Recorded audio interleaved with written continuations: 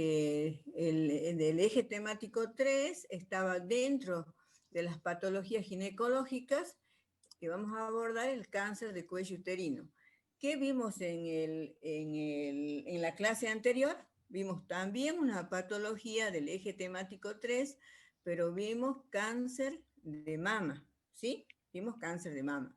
Ahora vamos a ver cáncer de cuello uterino.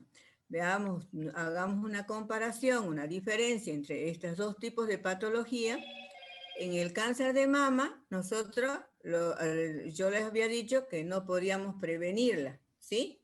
No se podía prevenir porque había factores no modificables.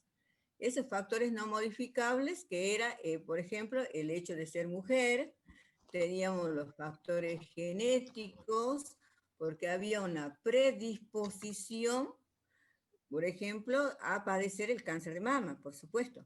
Entonces, si teníamos familiares de primer grado, si yo tenía una madre que haya padecido cáncer de mama, posiblemente yo tenía que comenzar tempranamente los controles para llegar a un diagnóstico precoz, ¿sí?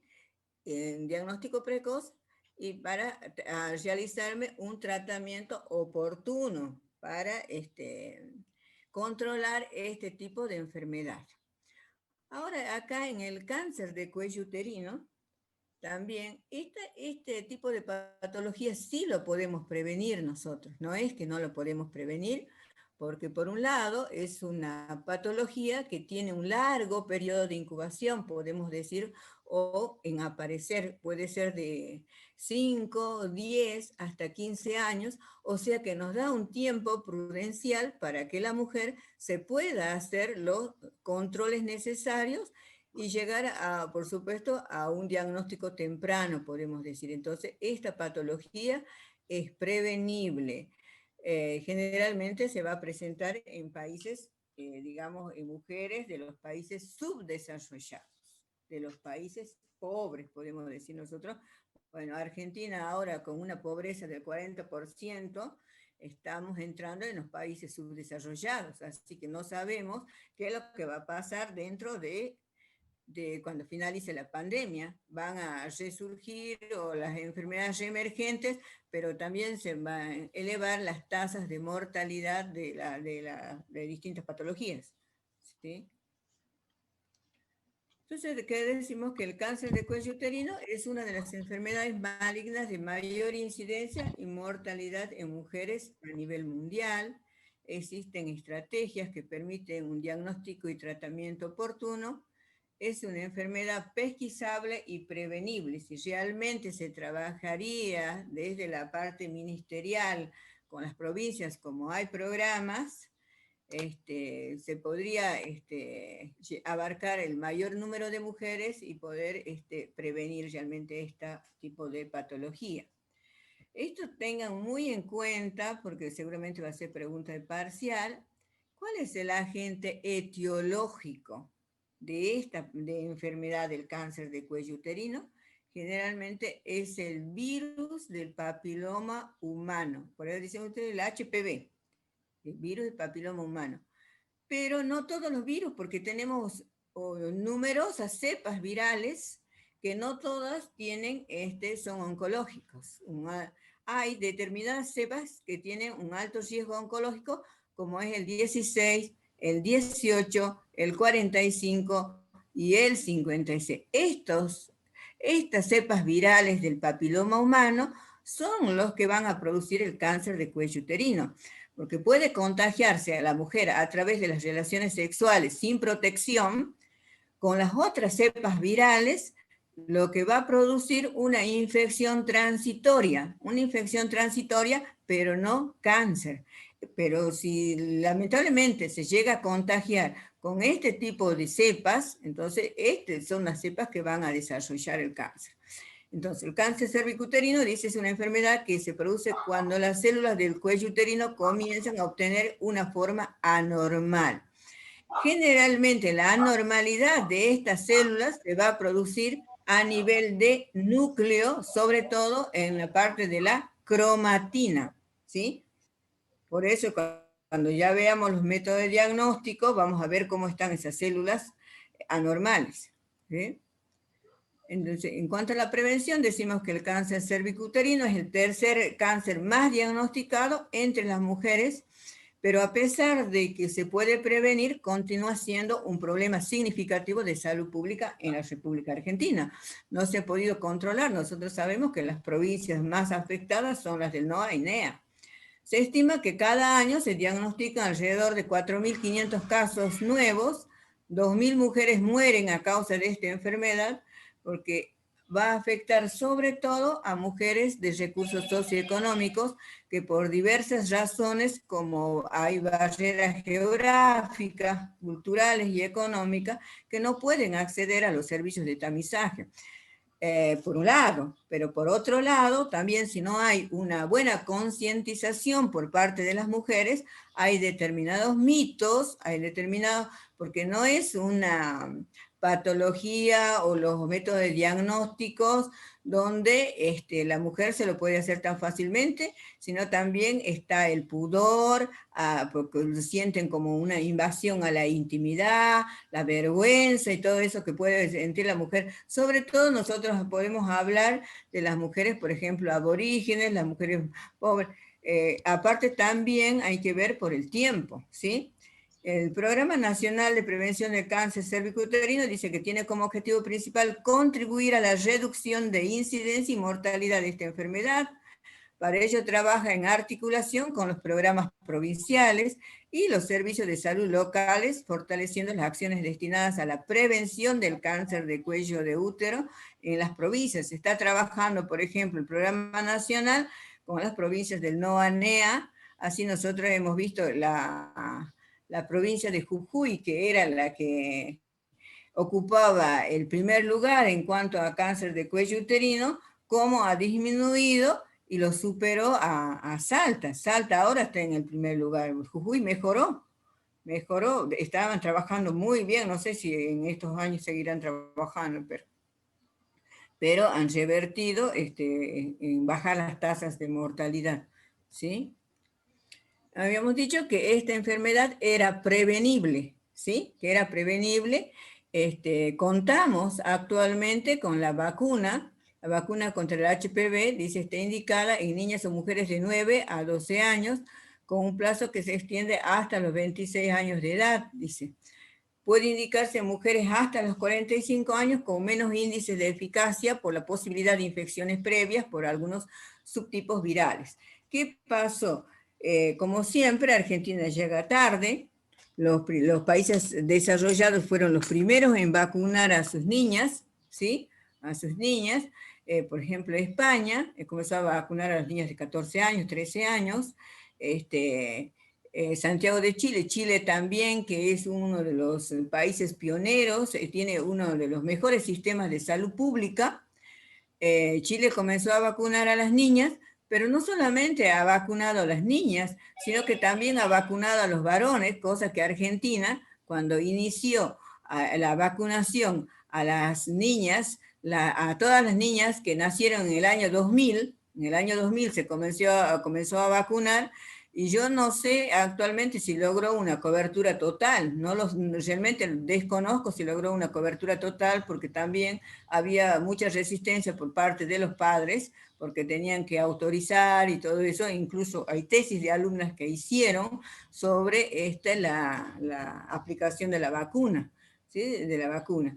Ahora, esta vacuna, digamos que es cara, no es, o sea, si es a nivel público de vacunas que son obligatorias, bueno, lo paga el Estado, pero las obras sociales también estaban cubriendo, pero después si uno lo quiere comprar particularmente, sale mucho más caro, ¿sí? Todas las mujeres se pueden vacunar, pero ¿qué pasa? La eficacia no va a ser lo mismo, porque estamos diciendo, ¿por qué se vacuna a las niñas de 12 años? Porque queremos llegar antes de que estas niñas hayan tenido relaciones sexuales, para que esta vacuna sea efectiva. No después, sí, se lo puede vacunar, pero no va a tener la eficacia la vacuna, ¿sí?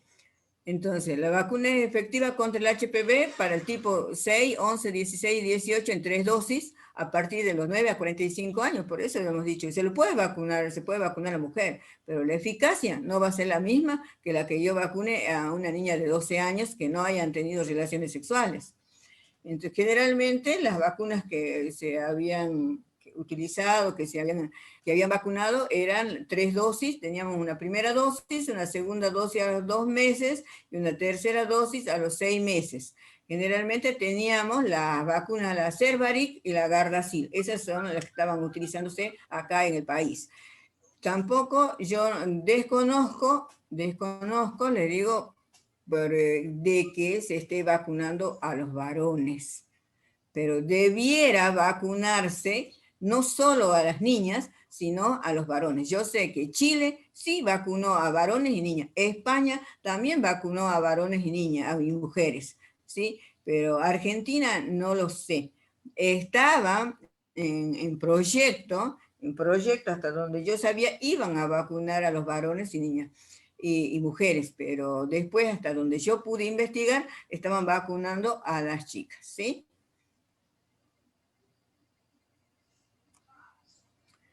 Otro también método para prevenir el cáncer de cuello uterino es el test del HPV.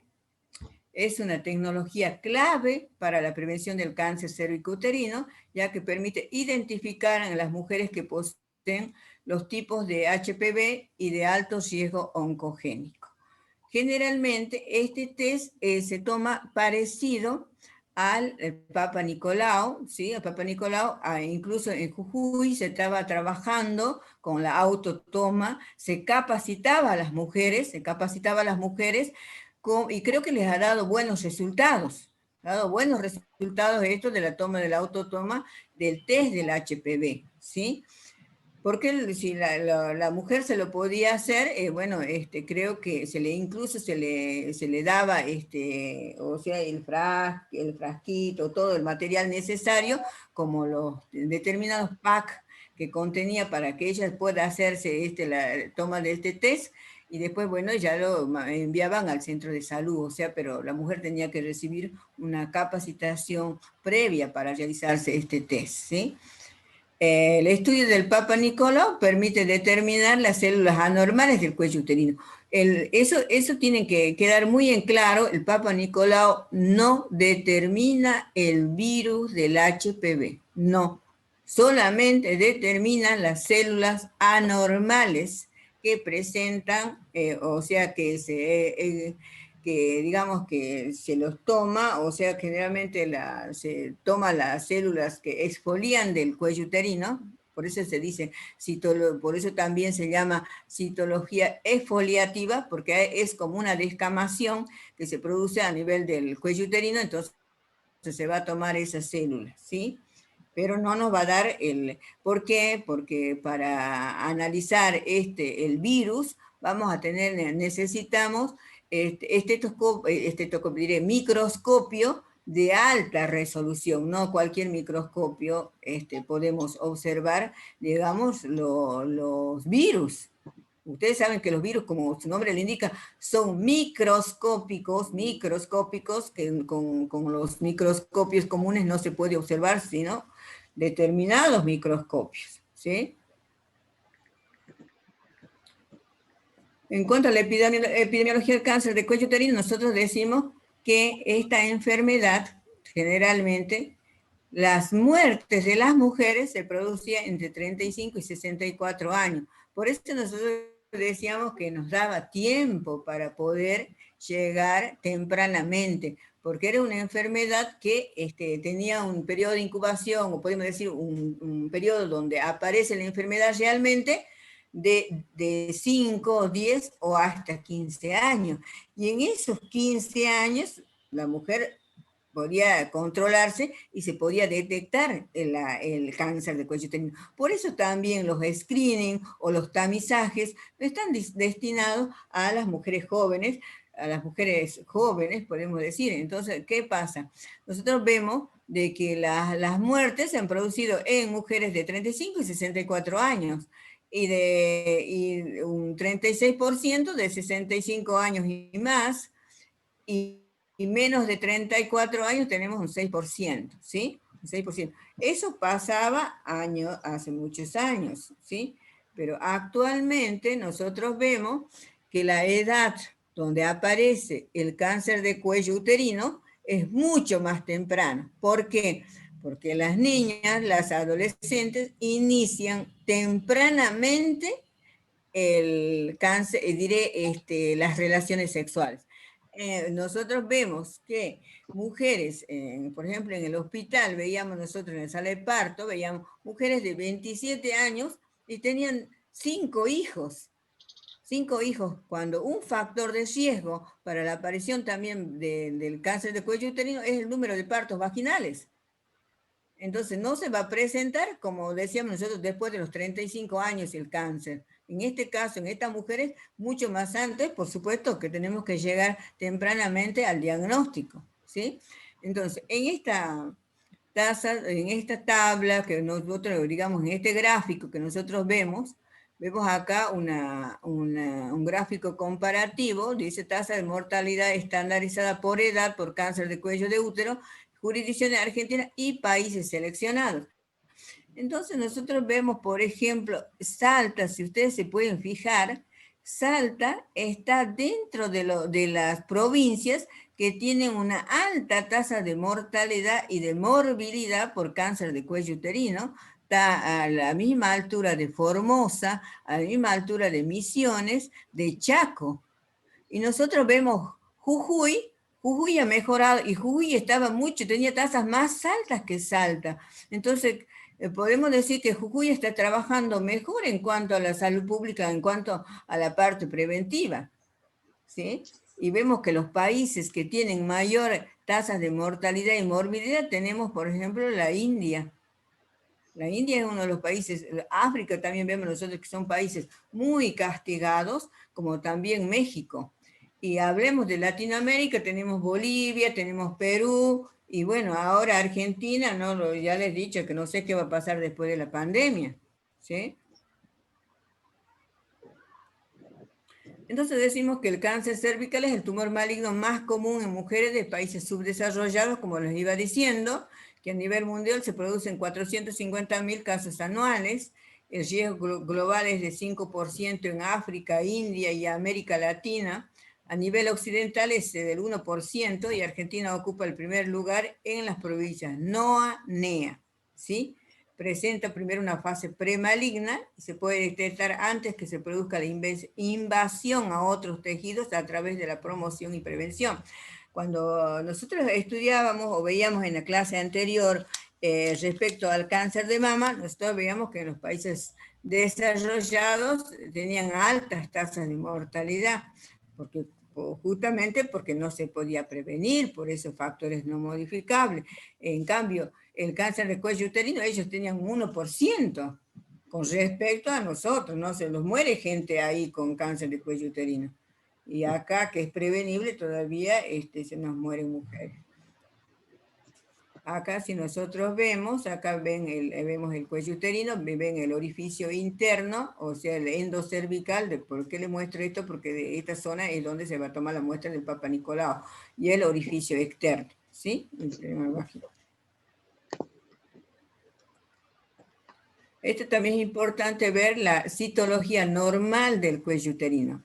El cuello uterino, en los epitelios tienen células superficiales, células intermedias, células parabasales y células basales.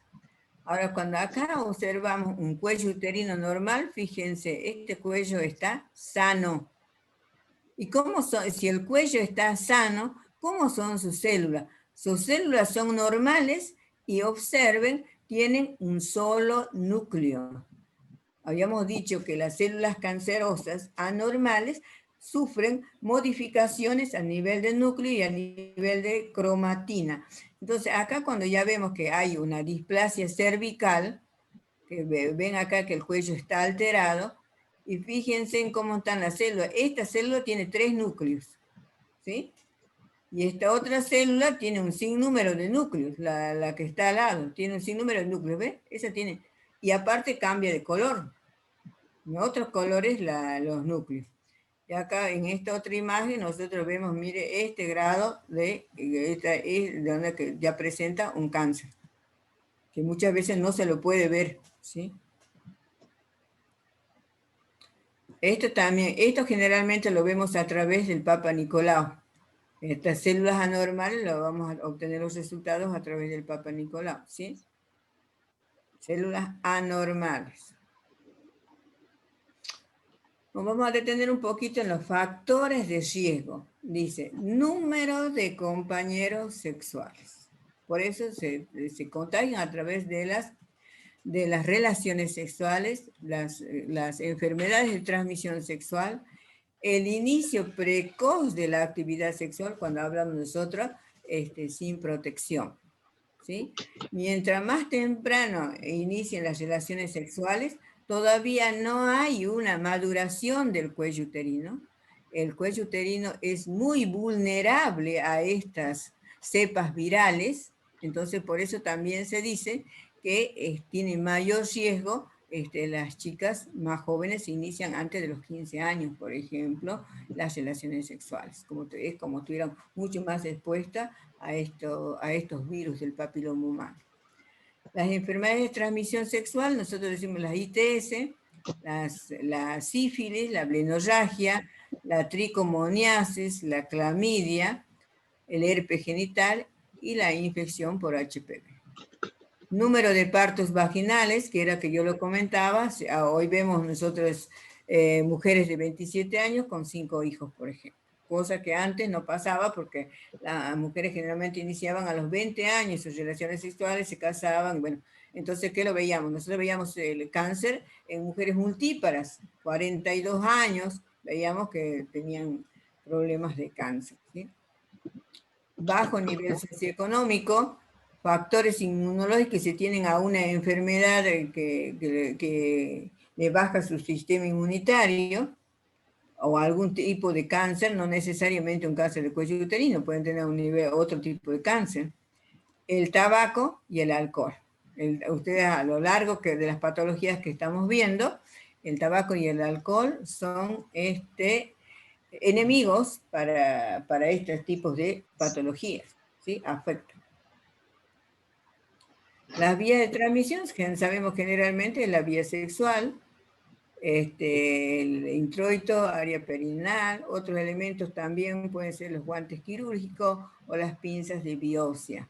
Si ustedes han visto, me imagino que todos saben, quizás en epidemiología han visto la historia de Semmelweis, deben saber de cómo se ha estudiado de estas infecciones que se producían a través, ¿por qué llevo a colación esto cuando nosotros hablamos sobre la parte del instrumental?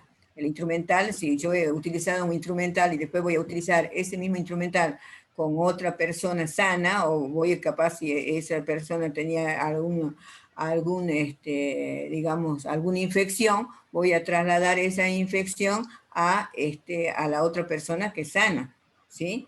Entonces por ahí lo instrumental tiene que ser estéril y tiene que ser para cada paciente, no puedo utilizar para otra según todas las normas de bioseguridad.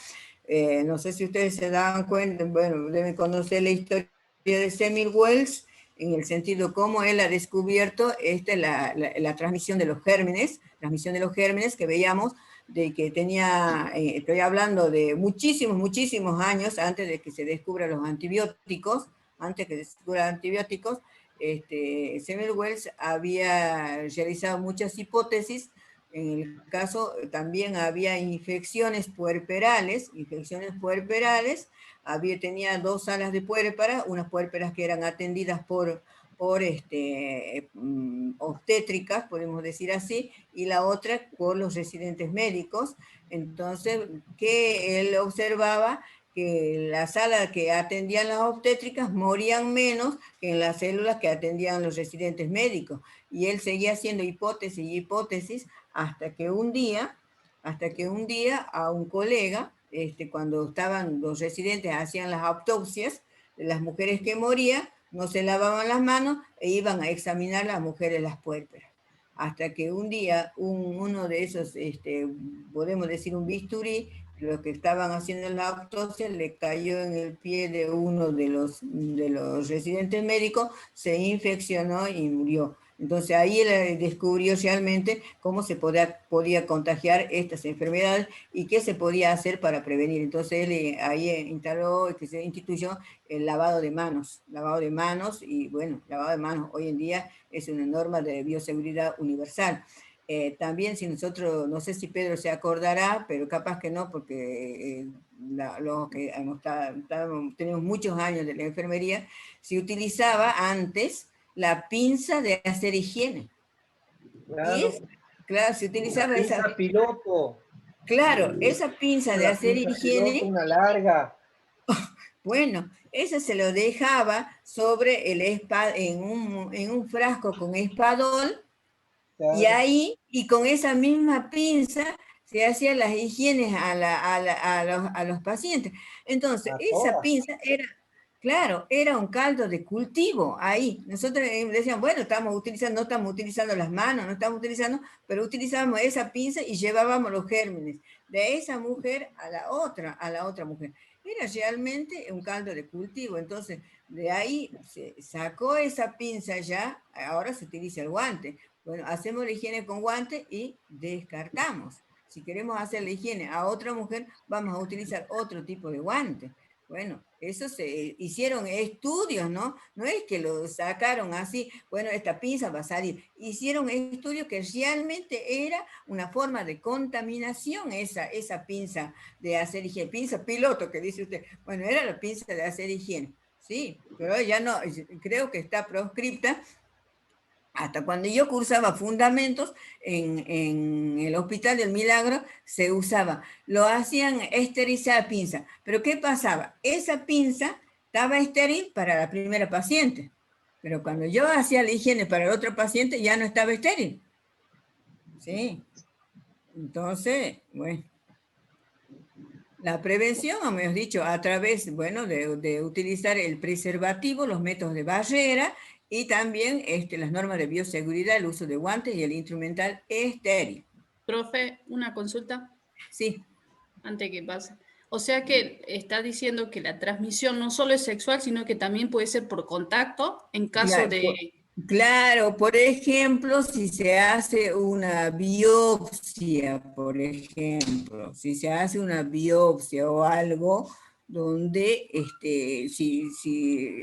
claro, puede pasar también, puede pasar, pero sobre todo la transmisión es por vía sexual, es por vía sexual, ¿sí? Estos pueden ser algunos casos que se puede presentar, pero la mayoría es transmisión sexual por relaciones sexuales de las infecciones, ¿sí? ¿Ustedes no les ha pasado, chicos, las infecciones urinarias? Por ejemplo, que utilizan los baños públicos. ¿No se contagian alguna vez? Bien. Vamos a ver el diagnóstico. Valorar antecedentes de la paciente, por supuesto, de la historia clínica. Debemos conocer, ustedes ya han visto la historia clínica perinatal, vemos los antecedentes obstétricos, antecedentes familiares, todo eso, ¿sí? El PAP dice la citología exfoliativa cervical, hemos dicho que son las células que descaman del cuello uterino, se hace como tipo raspado, ¿sí? Con la espátula de aire o con otro tipo de, como tipo un cepillito que se usa, o también lo vimos con un tipo de hisopo. Y la colposcopía, que es un método clínico que evalúa los cambios vasculares a nivel del cuello uterino.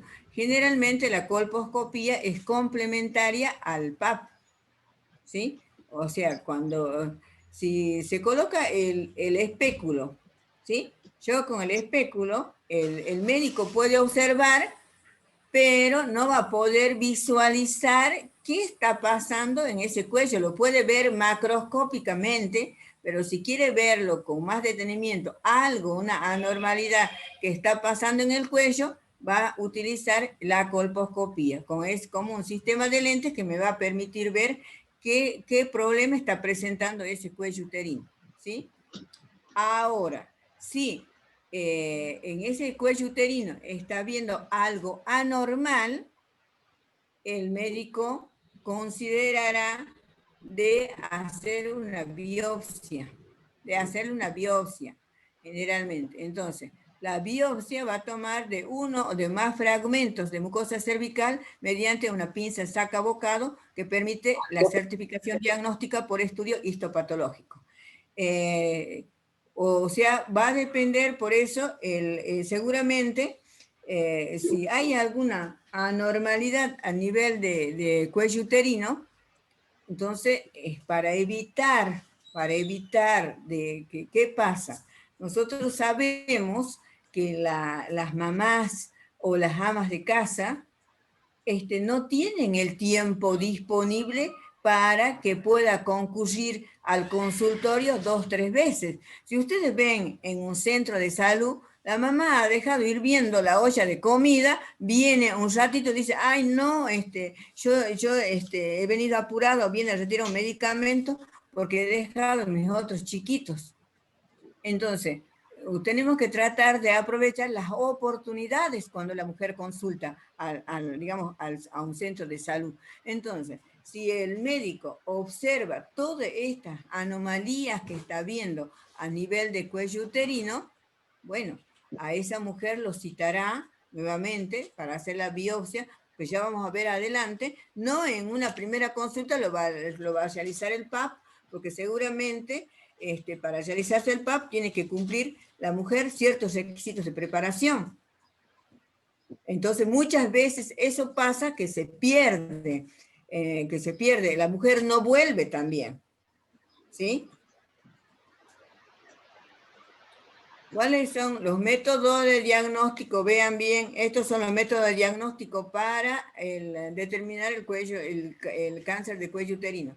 Ya hemos visto el test del HPV, el Papa Nicolau, que es la citología exfoliativa, la colposcopía y la biopsia.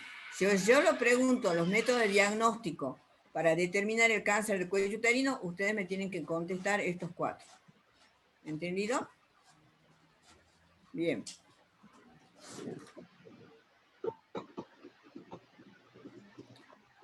¿Qué es el Papa Nicolau?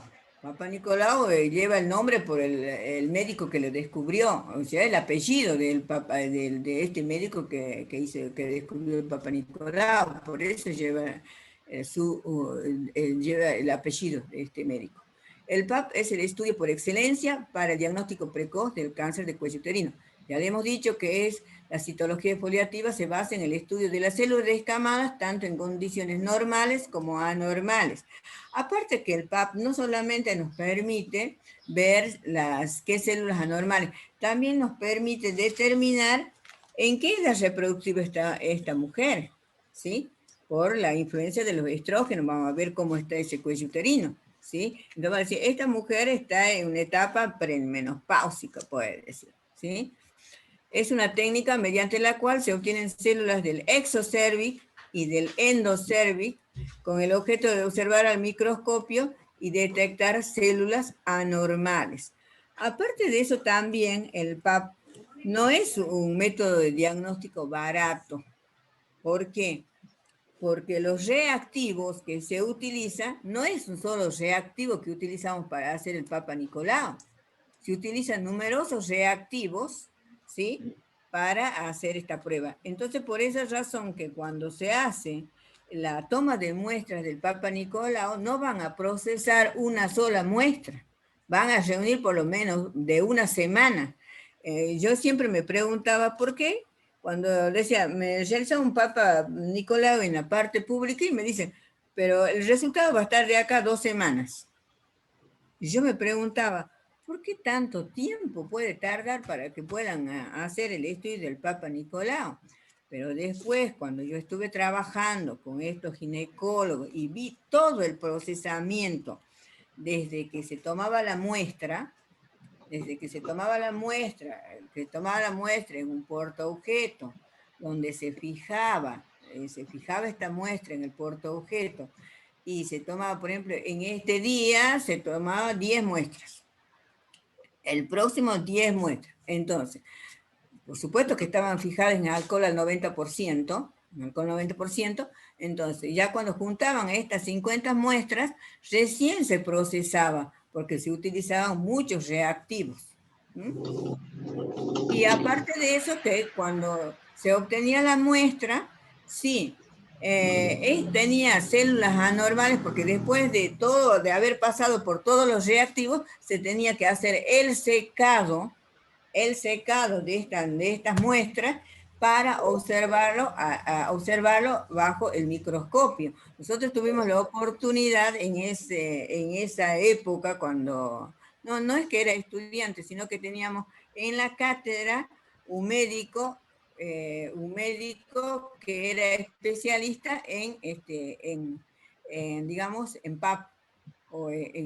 Entonces, y pudimos estar presentes cuando se tomaba la muestra, cuando se procesaba y cuando se leía bajo el microscopio. Entonces, ahí recién entendí por qué tardaba tanto. Entonces, cuando estas muestras eran anormales, se notificaba con un policía. ¿Por qué se notificaba con un policía? Porque para que venga a retirar la mujer. O sea, entonces, si estaba una muestra normal, entonces se lo notificaba con policía, incluso ya se le fijaba la fecha para ese día, para que el ginecólogo programe el tratamiento y las otras consultas para este tipo de pacientes, ¿sí? Porque si no, la mujer desaparecía, decía, venga, 2 semanas, no volvía más. Ahora, si era, o sea, si era un PAP normal, no lo mandaban a llamar. Pero si era un PAP anormal o tenía células anormales que podía desarrollar un cáncer, en ese caso se notificaba con la policía para que ella pueda venir. Porque si no nos pasaba eso. La mujer desaparecía y no volvía más. Bueno, esta es la preparación que tiene que tener toda mujer para realizarse el Papa Nicolau. Por eso era que yo les explicaba que no en una primera instancia de consulta se le podía realizar el Papa Nicolau. A veces sí, cuando le hacían el interrogatorio y le preguntaban, ¿usted no está menstruando? Bueno, estoy menstruando. ¿No hace esto, no hace esto? Bueno, entonces le podemos hacer el Papa. Pero si no, se le daba incluso, yo me acuerdo, en la vieja maternidad teníamos un consultorio donde se hacía la citología esta, incluso ahí en la puerta tenía un letrero donde decía cómo tenía que venir preparada. La mujer se le daba un tipo, indicaciones se le daba para que lleve a su casa, para la próxima cita y se pueda realizar el Papa Nicolau, ¿sí? Entonces decía, no estar menstruando porque la presencia de sangre altera la interpretación citológica, no debe estar ducha vaginal, no usar medicamentos vaginales porque hay el interrogatorio, si está usando óvulos, no podía hacérselo. Ahora, si 24 horas antes óvulos, por ahí tenía una infección vaginal o tenía un flujo, las mujeres que presentaban un flujo patológico, no estamos hablando del flujo fisiológico, estamos hablando de un flujo, podría ser por tricomoniasis, podría ser por otro tipo de enfermedad de transmisión sexual. Entonces, a esa mujer no se le podía realizar el PAP. ¿Qué se tenía que hacer primero? El tratamiento. Una vez que se hace el tratamiento para ese tipo de problema que presentaba la mujer, recién se le citaba para el Papa Nicolau, porque se le podía hacer el Papa Nicolau, pero los resultados no iban a ser fidedignos. Los resultados iban a estar alterados, entonces no tenía sentido gastar para hacer un Papa Nicolau que no nos daba los resultados exactos que queríamos, ¿sí? Comunicar al médico si toma otra medicación. No tener relaciones sexuales en las últimas 48 a 72 horas. ¿Sí? Esas recomendaciones se le daban a mujer, toda mujer para hacerse el Papa Nicolau y concurrir con ropa cómoda. ¿Sí? Esperen que cierre la puerta, me hace frío.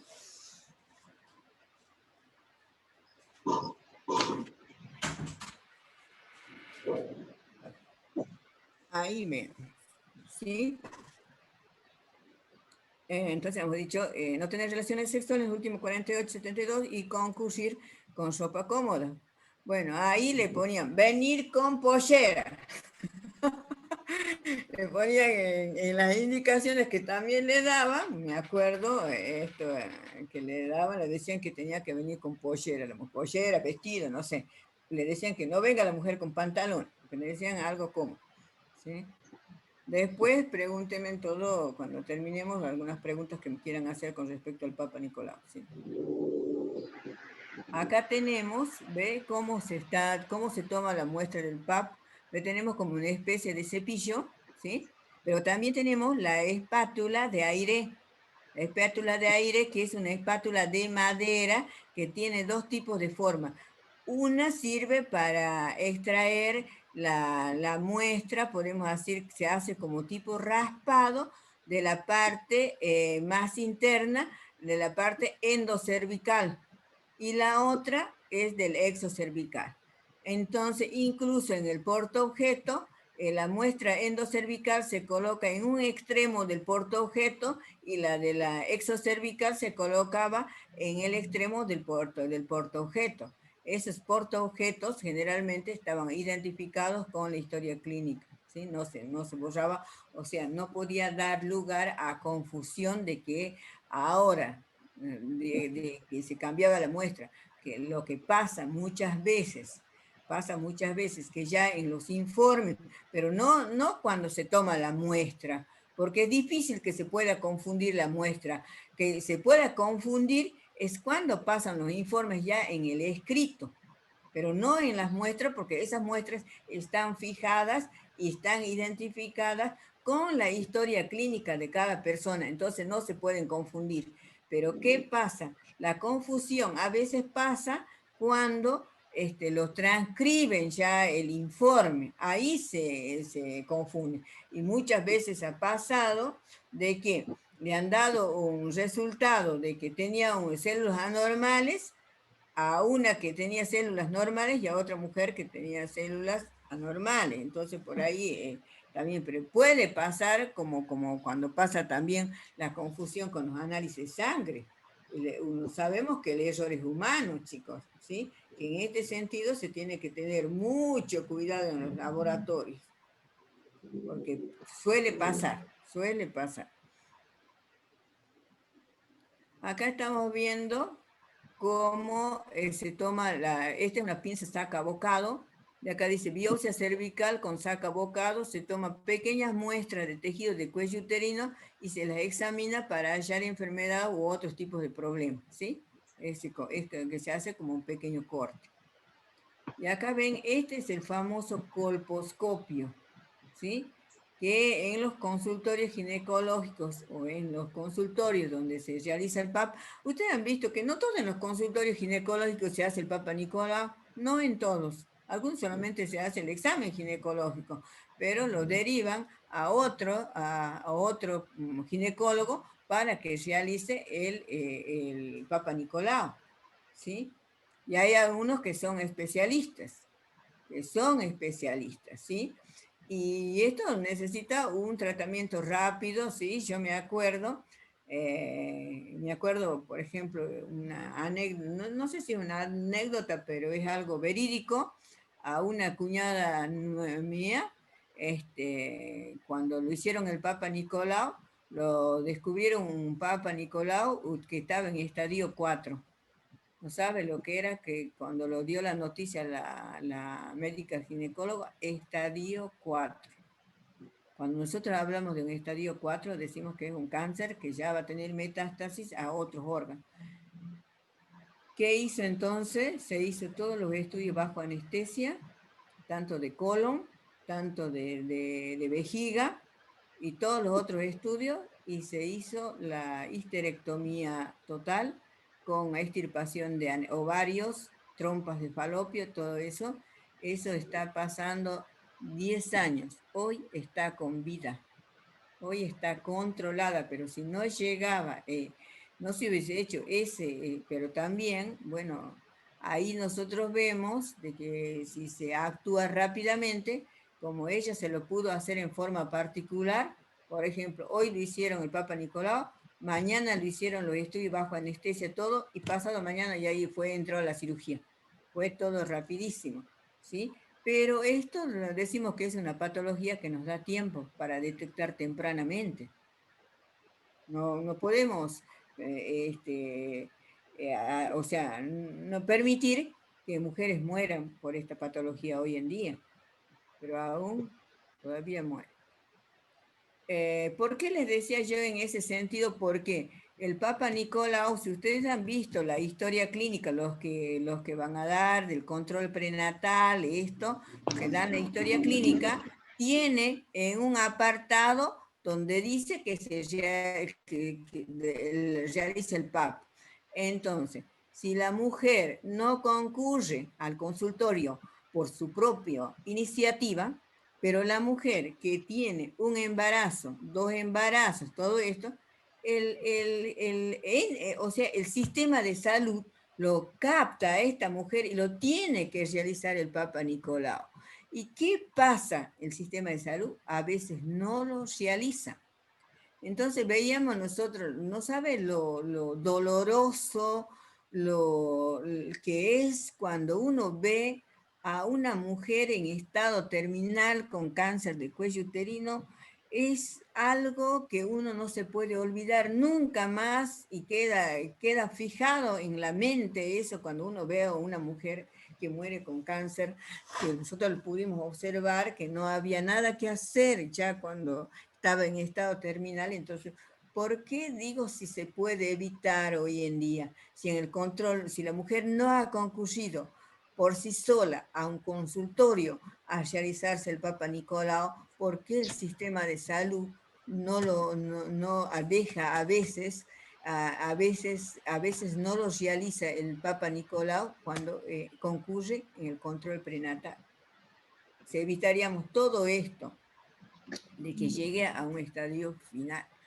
La historia natural del cáncer es gradual y prolongada. La malignización, dice, es de 10 a 15 años. Hay alteración en el núcleo de las células, hay atipias nucleares, lesiones clínicas, patológicas por HPV, dice, y se divide en 3 grupos virales, que esto también que lo tienen que saber, dice, que yo les mencionaba anteriormente, que hay los de bajo riesgo oncogénico, si se contagian con ese tipo de virus, pero ese virus puede producir infecciones transitorias con tratamiento, porque hay tratamientos para esto, entonces se supera. Virales de riesgo intermedio, tenemos el 31, anoten todo esto, seguramente, bueno, ya lo van a estudiar ustedes ahora porque lo va a dejar en las diapositivas. El riesgo intermedio tenemos el 31, el 33, el 39 y el 51, ¿sí? Y las virales de alto riesgo oncogénico, que es la que hemos dicho que es el agente etiológico, es el 16, el 18, el 45 y el 56. Estos son los que producen el cáncer de cuello uterino. Bueno, en cuanto a la clasificación, decimos, existen varias clasificaciones con respecto al cáncer.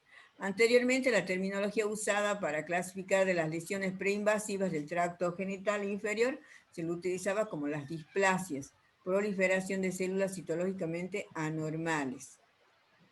Después tenemos el carcinoma in situ, anormalidad epitelial quieto que no se extiende. Muchas veces cuando se hace el Papa Nicolau o se hace la biopsia, descubren un carcinoma in situ.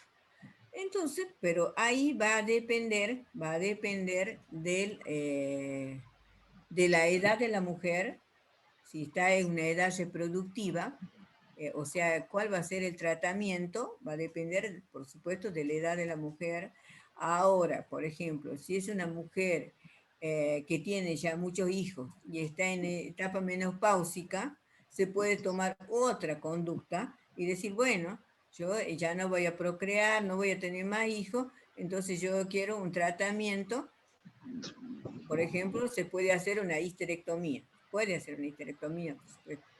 La neoplasia intraepitelial cervical, que es el SIM, así se llama, neoplasia intraepitelial cervical se desarrolla en zona de transformación del cervix. Esa zona de transformación que yo le hablaba, que las jóvenes que antes de los 19 años, todavía esa zona no está madura en el cuello uterino. Y tiene predilección el HPV por esa zona. Por eso esas mujeres, esas jovencitas que si se contagian con estos virus, digamos, oncogénicos, como es el 16, el 18, el 56, pueden desarrollar cáncer, ¿sí?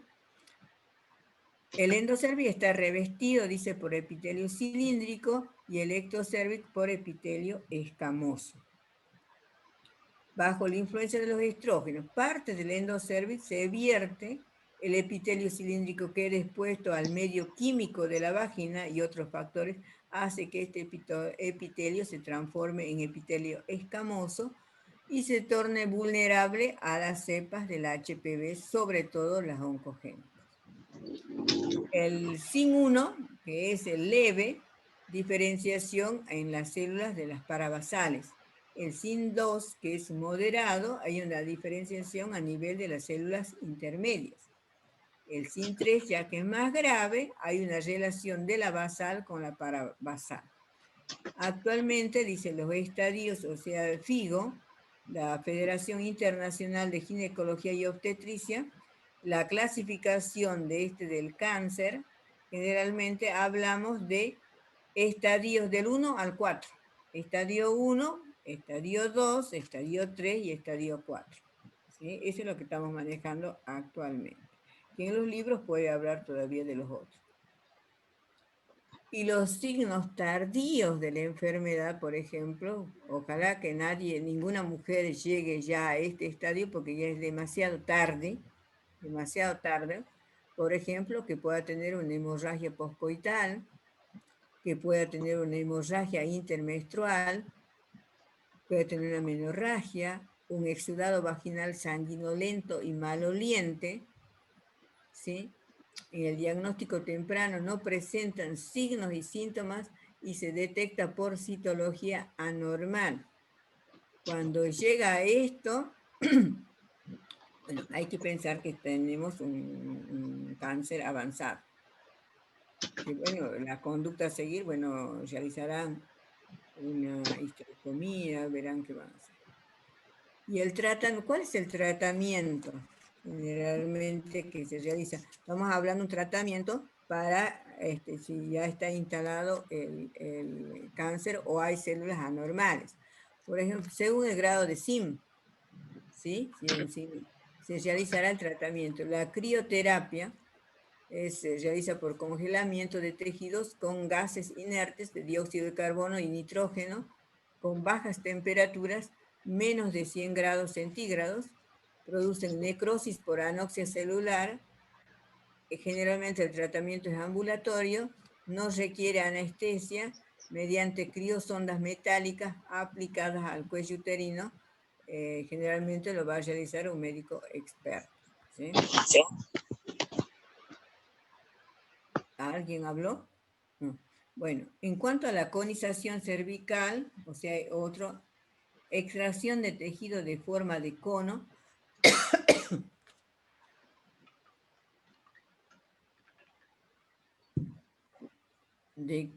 con base en el exocervix, con eje en el conducto endocervical, que sirve de diagnóstico y tratamiento. También esto va a depender de la edad de la mujer y del estado reproductivo que tenga en ese momento, porque por ahí es una chica joven que quiere tener hijos, entonces no vamos a hacer la conización, ¿sí?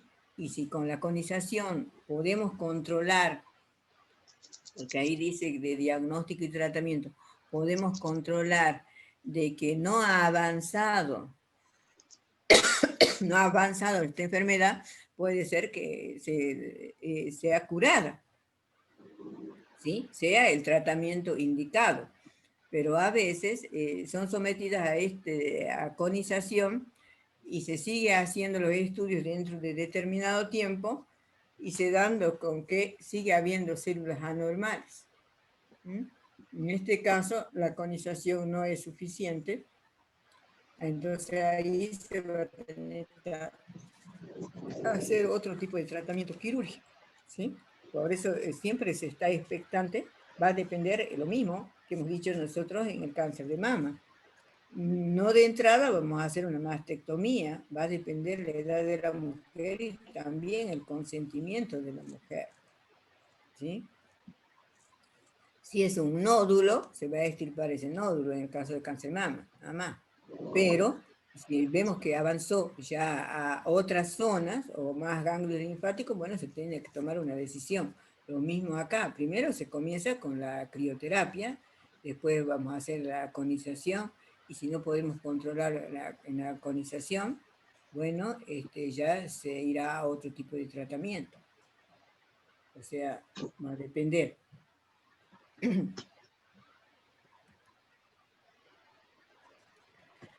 Dice que se obtiene la pieza quirúrgica para estudio histológico, es el diagnóstico y tratamiento que hemos dicho, se realiza con bisturí frío, resección láser y resecciones electroquirúrgicas.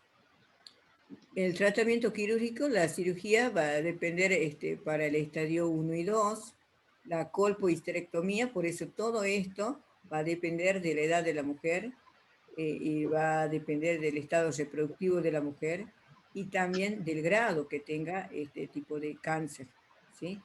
Entonces ahí también la mujer va a recibir una explicación, por ahí sí, extirpación del tercio de vagina, porque ¿cuál es el peligro? Bueno, inicia el cáncer de cuello uterino, pero puede extenderse a vagina o puede extenderse a útero, puede extenderse a parametrios y después hacer metástasis, como todo tipo de cáncer, a los órganos vecinos, hígado, vaso, páncreas, bueno, todo eso, ¿sí? Y puede pasar en ese sentido. Entonces, si yo digo, no, pero yo quiero frenar acá, me voy a hacer una histerectomía, como yo le comentaba, en el caso de, creo que mi cuñada tuvo un Dios aparte, porque con un estadio 4, se le extirpó útero, anexos, todo eso, y hace 10 años, y hoy hizo el tratamiento, por supuesto, quirúrgico y quimioterapia, y hoy está bien. Hoy está bien, entonces eso quiere decir que todavía no había metástasis en los órganos vecinos, estaba concentrado ahí en esa zona. Tratamiento de cirugía para el estadio 1 y 2, la colpohisterectomía total ampliada, extirpación de un tercio de vagina, el útero con parametrios laterales, posteriores y anteriores, pero no los ovarios, porque tratamos de conservar los ovarios por las hormonas que produce. Realización de linfadenectomía o pelviana, también la cadena de ganglios, también están distribuidos por ahí, y ustedes saben que eso permite una mayor transmisión y extensión. Tratamiento según estadio, el estadio 1 cirugía sí, radioterapia, estadio 2 cirugía radioterapia y cirugía 3 radioterapia, o se puede hacer con la quimioterapia. Bueno, eso también va a determinar los médicos, los ginecólogos, que generalmente se hace la interconsulta con los médicos oncólogos. Para eso hay médicos especiales que hacen estos tipos de tratamientos. Entonces, por ahí ellos dicen, hacemos el tratamiento quirúrgico con quimioterapia. O pueden decir quirúrgico con radioterapia. Bueno, ¿cuál es lo más apropiado? O ellos lo saben, ¿sí? Radiante y quimioterapia. Realizar en todos los estadios también, porque ¿qué es lo que pasa? ¿Por qué se utiliza la quimioterapia y la radioterapia? Generalmente se hace el tratamiento quirúrgico, se extirpa la pieza, se extirpa, pero cuando en esa cirugía se pueden liberar células que van a viajar a través del torrente sanguíneo y se van a ir a ubicar en distintos lugares. Entonces, para evitar esa movilización de células anormales, se hace la quimioterapia para matar todas las células, pero ustedes mismos saben que la quimioterapia no solamente mata las células anormales, sino también mata las células normales, pero no hay otra alternativa.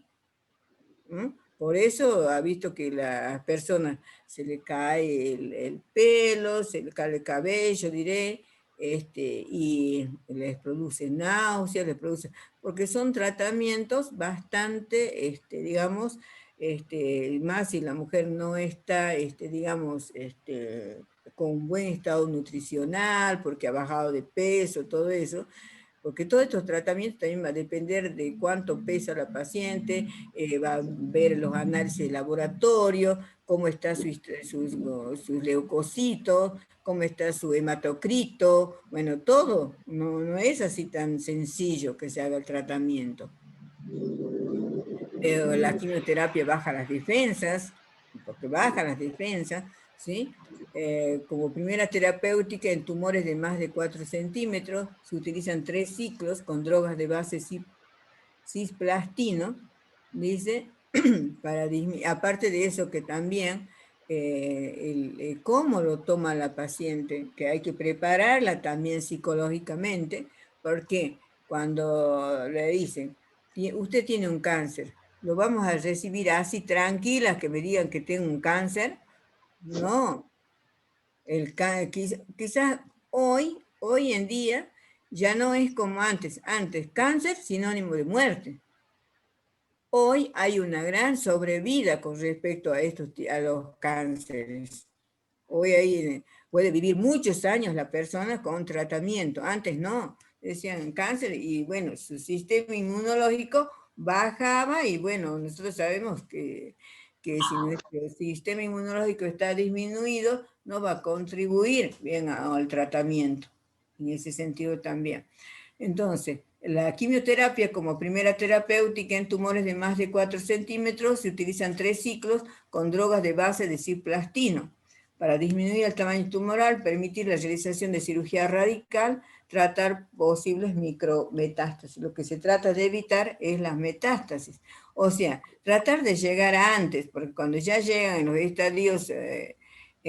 estadios, digamos, terminales, por más tratamiento que hagamos, radioterapia, quimioterapia, lamentablemente no podemos llegar a un tratamiento definitivo. Y eso nosotros lo hemos visto y bueno, no quisiera nunca más volver a ver a las mujeres que han muerto con cáncer de cuello uterino, ¿sí? Y si no se ha hecho la histerectomía, no sabe las hemorragias y el olor que presenta la mujer. Es muy, muy feo, ¿sí? Creo que ahí terminamos, ¿sí? Bueno, generalmente estos son los libros que nosotros más utilizamos, si bien yo he utilizado el Testa y he utilizado este otro, el Botero y el Gori, que son los libros de la cátedra que estamos utilizando, así que pueden consultar, ¿sí? Esta digamos, teoría lo voy a dejar en el aula, porque no tenemos tiempo para que ustedes puedan rendir el parcial.